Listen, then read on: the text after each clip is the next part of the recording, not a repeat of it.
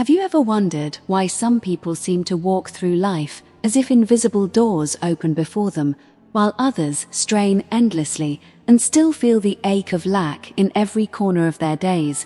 Because the secret you are about to hear is not hidden in banks or markets, but is quietly waiting inside the way you think and feel about what you carry with you.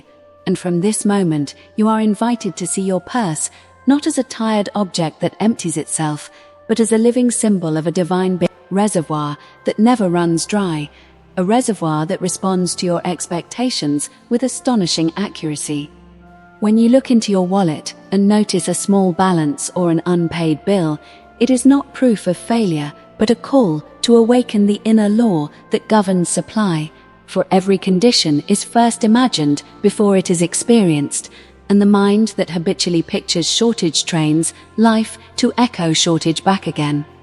The great transformation begins the instant you refuse to rehearse poverty in your thoughts, and instead gently claim that your purse is connected to an unseen storehouse whose shelves are never bare, because abundance is not created by hoarding, but by alignment with the generous rhythm of the universe.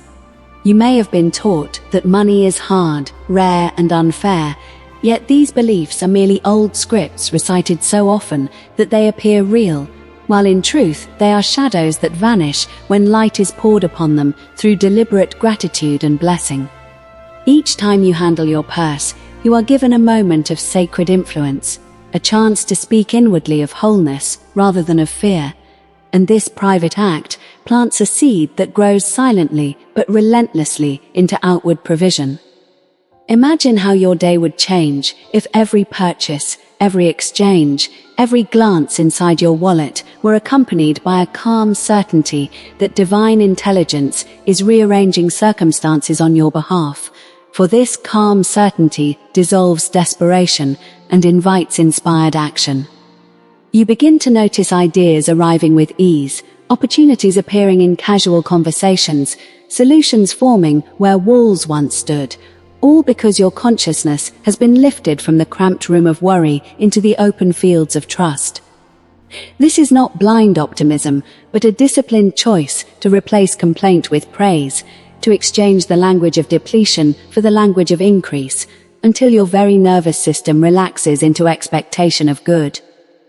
The magic purse is therefore not a superstition, but a state of awareness that trains you to cooperate with life instead of resisting it. And in this cooperation, the smallest sum becomes a token of infinite supply rather than a reminder of what is missing.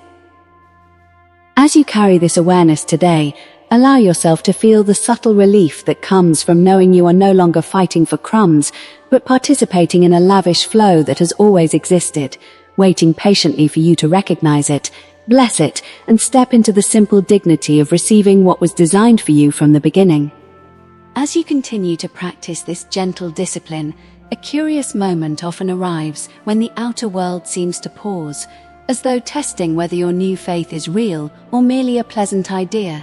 And this is where many falter, because old habits whisper that nothing has changed, urging you to glance again at figures and facts as if they were judges passing a final sentence.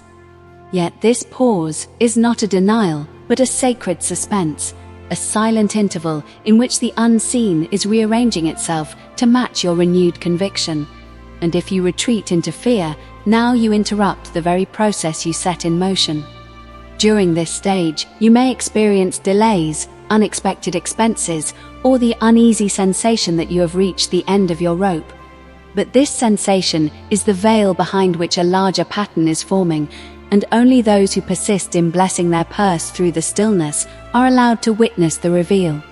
This is the midpoint where the story tightens, where hope must stand without visible proof, and where you learn that faith is not an emotion but a decision repeated daily. Each time you feel the impulse to complain, you are offered a higher choice to affirm quietly that the divine store is intact and active, that no transaction has the power to drain what is sustained by universal law. You may notice your mind replaying old scenes of disappointment, rehearsing debts and disappointments as if they were necessary companions. Yet these mental pictures are simply habits seeking survival, and they fade when starved of attention and replaced with deliberate expectation of good. There is a peculiar freedom in this phase, because you are no longer reacting to appearances, but shaping them, no longer begging for relief, but preparing to receive it. And this preparation alters your posture, your tone, your timing in ways that logic alone cannot explain. Ideas that once felt risky now appear natural. Conversations that once intimidated you become openings, and the world begins to feel less like a battlefield and more like a field of signals guiding you toward provision. This is also where gratitude matures from politeness into power, for when you bless what little seems to be there, you acknowledge a greater source that transcends arithmetic, and this acknowledgement commands movement in invisible realms. Do not be startled if this movement is at first imperceptible, because roots grow in darkness before they split the soil, and every prosperous outcome is preceded by a season of inner consolidation. The suspense you feel is therefore not a sign of abandonment, but of imminent alignment, a tightening of the bow before the arrow is released, and it is here that the magic purse proves itself most convincingly to those who refuse to abandon their new language. By maintaining inner harmony in the face of apparent stagnation, you signal that your trust is no longer conditional, and this unconditional trust is the key that unlocks reservoirs beyond personal effort. Stay with this process even when your senses protest, for the law you are invoking operates beyond what can be measured today, and the breakthrough you have been waiting for is already in motion, assembling itself from 1,000 quiet adjustments you cannot yet see. Now the final unfolding begins, not with fireworks, but with a subtle shift in how life meets you, because the once silent purse becomes an instrument through which grace announces itself in practical ways, and you start to realize that abundance does not crash into your world like a storm, but glides in like a tide that steadily lifts every stranded boat.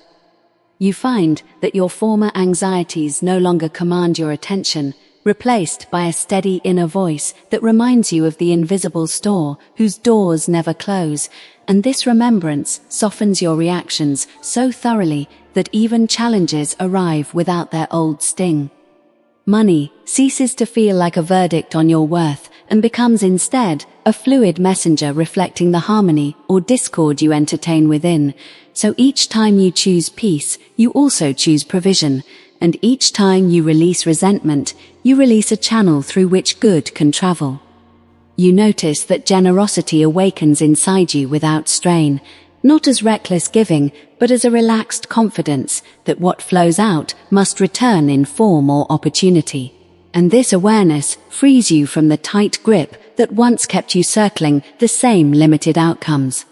Your purse becomes a daily altar, not for superstition, but for alignment, a place where you pause to acknowledge that life is not hostile, but responsive, not stingy, but precise, meeting you at the level of your expectation. In this final stage, the magic is no longer something you are trying to create, but something you are allowing, and allowance is the art of standing aside so that the greater intelligence can finish what you have begun. You may be surprised by the simplicity of the results, perhaps a bill resolved with ease, a chance meeting leading to unexpected income, or a creative idea opening a door you did not even know existed. Yet these are not random blessings, but confirmations that your inner economy has been restored to balance. There is a dignity in this realization, a calm certainty that you are not at the mercy of circumstances, but participating in a law that honors trust and rewards clarity. And with this certainty, you walk more lightly through your days, because you are no longer dragging the weight of imagined scarcity behind you. The magic purse has become a mirror of your inner state, and as that state stabilizes in confidence, the mirror reflects stability back, creating a rhythm of receiving that feels natural rather than forced.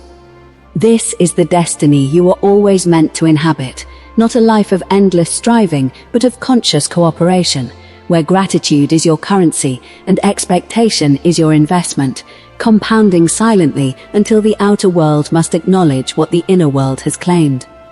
Carry this awareness forward without ceremony or drama, simply letting it inform the smallest actions until those actions weave a pattern of sufficiency around you. And remember that the true wealth you have discovered is not the numbers you hold, but the faith that holds you steady regardless of numbers, because faith is the only purse that never empties. If you are benefiting from our topics, please subscribe, like, and turn on the bell notification so you can see our new videos early.